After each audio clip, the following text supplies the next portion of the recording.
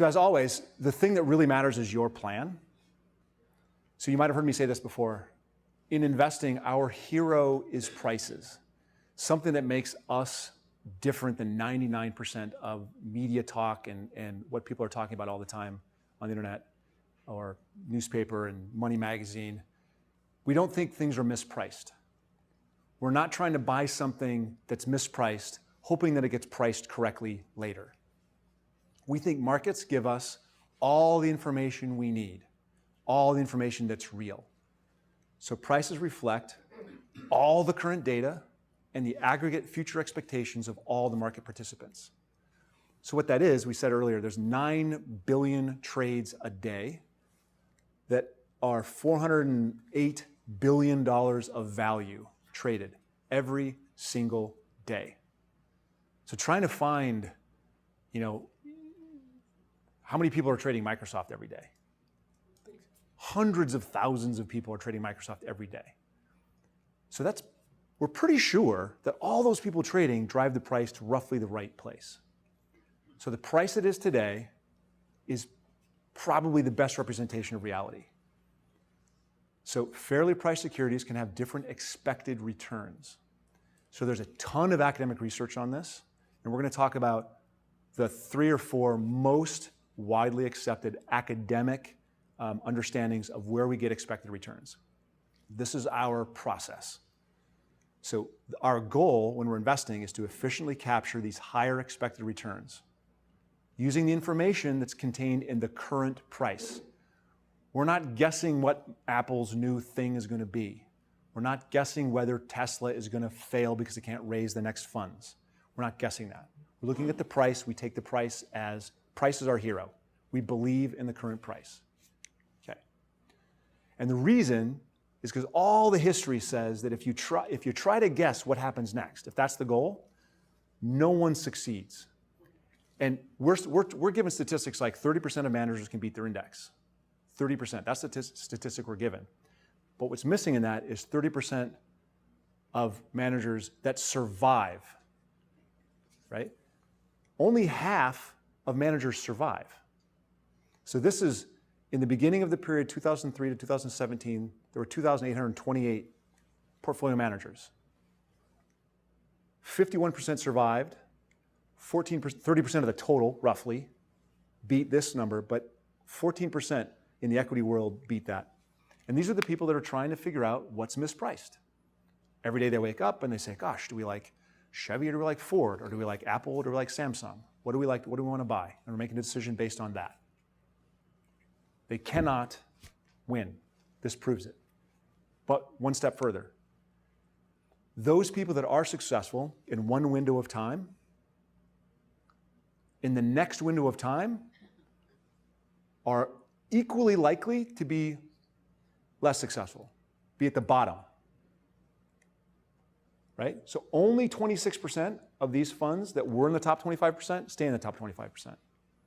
So that's it's almost like perfectly efficient. It's almost a perfect bell curve, right?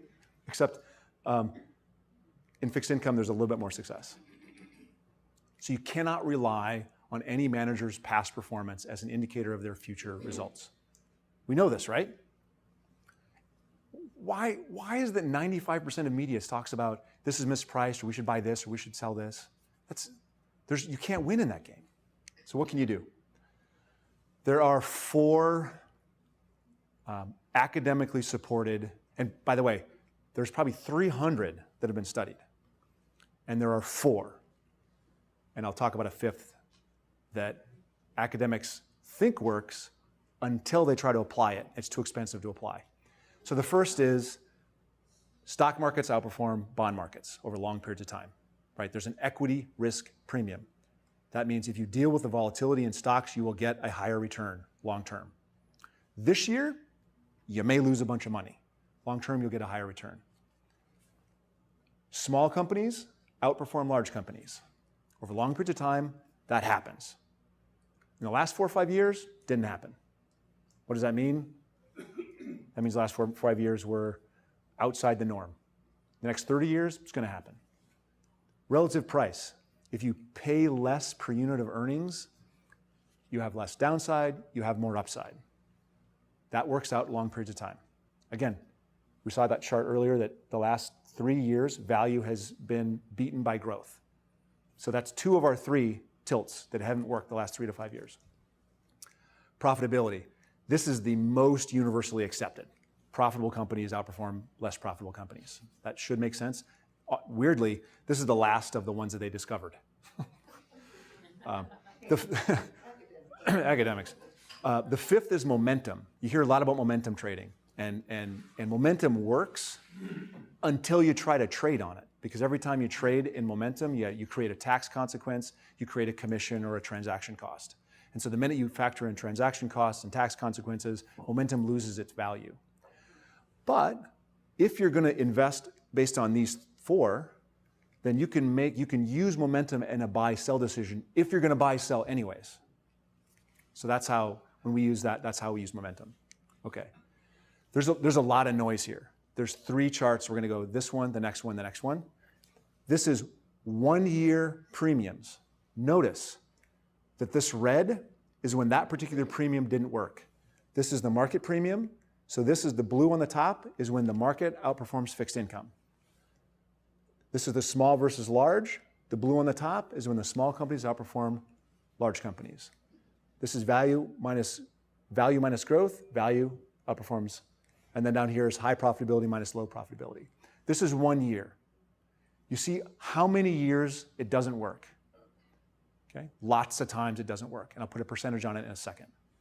This is 5 years. Okay, this is 10 years. So 2 things I'll notice here. The vast majority of time, you want to be invested in this way. This is value. This is 10-year rolling. So for the last 4, 5, 6 years, value has been underperforming on a 10-year rolling basis. That's our number 1 drag right there. We see it, we know it. So the question is, I'm going to go back here. The question is value broken? So this is what it means to be a dimension of returns, to be one of these factors. It has to kind of make sense. Does it make sense that a smaller company would outperform a large company over a long period of time? Does that kind of make sense? Large companies are already everywhere. They don't have new markets to enter. They've already developed all their products. A smaller company can develop a new product. It can enter a new market. Huge upside, right? Makes sense. Does it make sense that buying more units of earnings for a lower price, does that make sense? That would work? Yeah, makes sense. So this is pervasive across markets. Persistent across time. Going back to the beginning of every index. Across markets, looking across every geography. Robust to alternative measures. Is it price to book? Or is it price to earnings? Or is it price to cash flow? What's the best measure that incorporates the most information?